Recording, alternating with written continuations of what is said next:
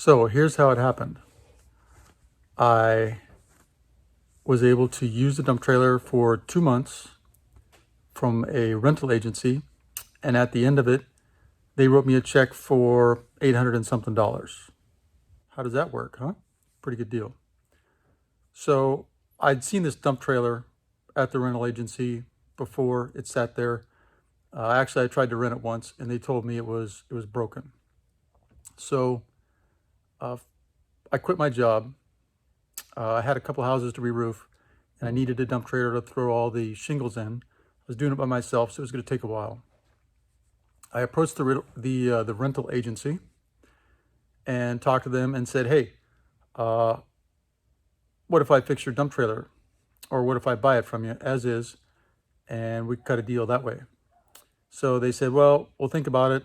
And so I wrote up three prices. I walked around it, took some photos, and gave them a price to fix the trailer up nice, replace the flooring. The floor was shot on it.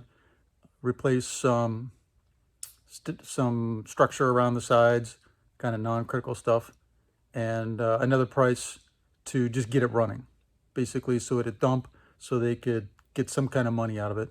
And then the last one was I gave him a straight up offer for it. So he picked just to have me get the thing up and running. I quoted him, I don't know, 800, $1,000, something like that. And so they wrote up a rental agreement for 2 months for a $0 rental. And they said, "Hey, you want to use our equipment to work on the thing?" I said, "Yeah, absolutely." They had skid steers, all this kind of stuff that actually I didn't have ready access to. I was planning to actually use a farmer that I knew, try to borrow his stuff or something like that and trade for something else, because I really didn't want to spend any of my own money. So I used their skid steers and pulled the cylinder out. That's the whole reason the thing didn't work. Actually, I had to do some stuff first. I had to get the skid steer into the trailer and remove all the dirt in there, because I couldn't dump the trailer with the skid steers that they had available. It wouldn't pick it up. So I had to do some work to even get the skid steer in there, because it wouldn't fit under the crossbar between the sides. So I used all their equipment for everything. They let me do all that.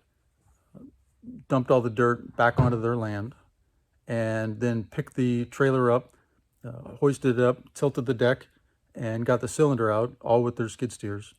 I think maybe one of their guys helped me a little bit.